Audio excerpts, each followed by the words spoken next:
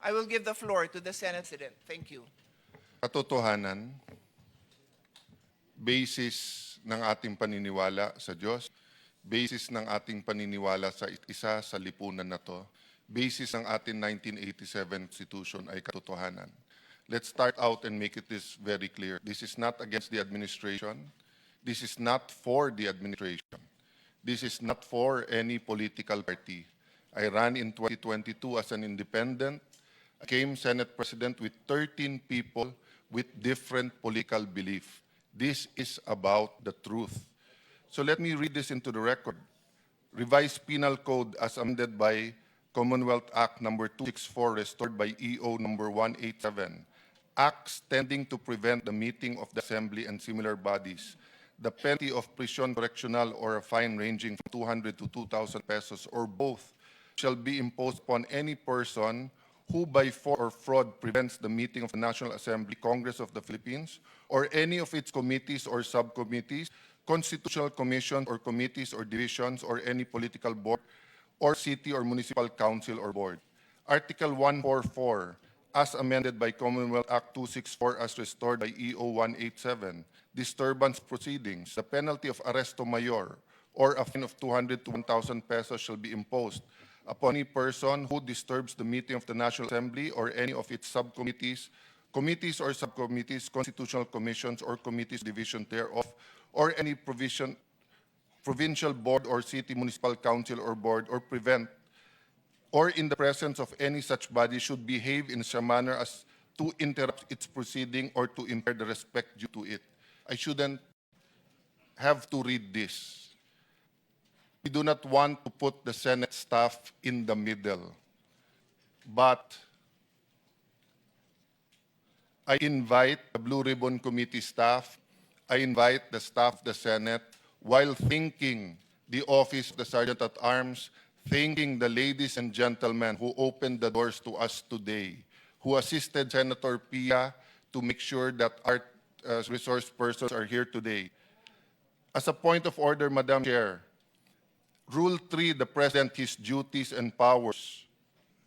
Section 3, letter E, to have general control over the session hall, the antechambers, corridors, offices of the Senate. Nandiyan din yung power to dismiss any employee for cause, which dismissal in the case of permanent classified employee shall be in conformity with the civil service laws. I agree, let's not put the burden on the employees, but now it's a matter of conscience. Ladies and gentlemen of the Senate, you know the law. You work for the Senate. You work for lawmakers. You work for the Republic of the Philippines. Alam nyo kung anong tama't mali.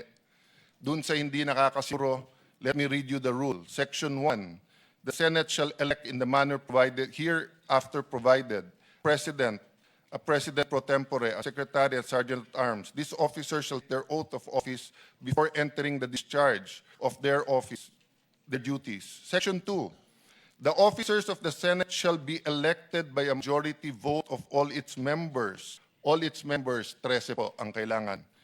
Should there be more than one candidate, etc. So, the legitimate Senate President pro tempore is Loren Legarda. Our Senate Secretary is Jose Luis Montales. Sabi po sa Section 4C, pwedeng magkaroon ng acting if in the event of resignation, di po ako nag-resign. In the event of removal, tinong ko sa mga kapatid natin sa media kapon, did they remove us yesterday? You need a vote of 13 to remove us. Am I dead? Death. I don't think I'm dead.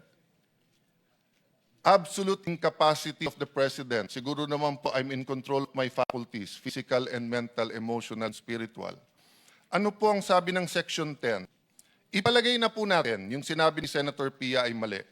Ipalagay natin na yung katahimikan ng lahat ng mga dean ng mga law school ngayon, na sunod-sunod ang kanilang manifesto, pero kahapon tahimik silang lahat dahil alam nilang mali at hindi malturo sa kanilang mga estudyante. Sabihin nyo na po, sabihin nyo na tama yung kahapon. Ano sabi ng Section 10? The term of office of the President pro tempore, the Secretary and Sergeant at Arms, shall begin upon their election and shall end when their successors shall have been elected. Nahalal na po ba yung kapalit ko? Yung nag-press con po kanina, nahalal ba siya bilang Senate President? Hindi po. Siya mismo nagsabi, naghihintay pa sila ng 13. So, ladies and gentlemen, we will continue to function. Hindi po kami makapag-away, hindi po kami kapit-tuko, walang violence sa aming mga buto. Pero ipaglalaban namin Pilipino ang konstitusyon at ang katotohanan. So may I invite all senators to join us in this hearing and succeeding hearings. The credibility of the gentleman in front of us will be tested. So dun sa nagsasabing hindi totoo ang kanilang sabi, pumunta na po kayo dito ngayon. Hihintayin namin kayo para pagkatapos nila magsalita, ma-testing natin, masubukan natin, ma-cross-examine natin. Then the Filipino people will know who is telling the truth. Thank you very much, Madam Chair.